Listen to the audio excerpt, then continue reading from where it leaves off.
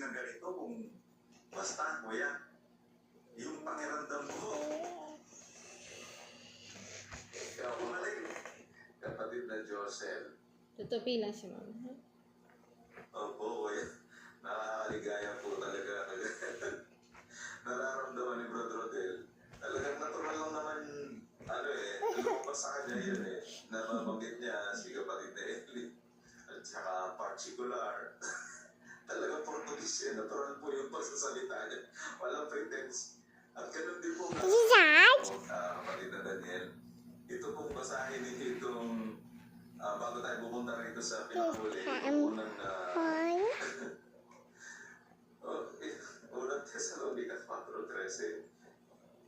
Yung kalumbayan talagang nandun kasi sabi nga po ni Pablos, binanggit din niya na ngunit hindi namin ibig na kayo hindi makaalam, mga kapatid, tungkol sa nakatutulog upang kayo huwag makalumbay na gaya ng mga iba na walang pag-asa. Pagka ikaw,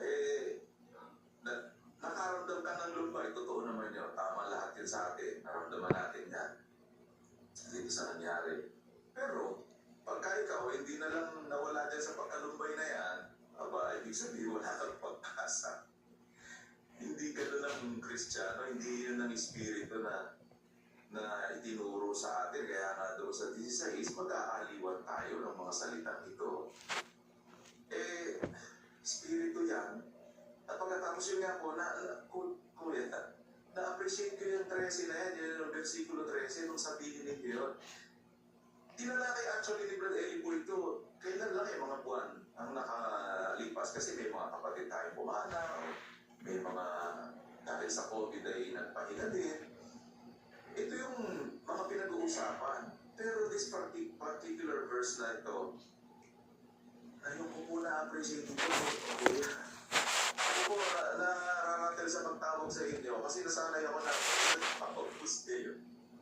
Kaya pagka i-address ko na parang, teka, iisip po na ako, kuya ba o brother?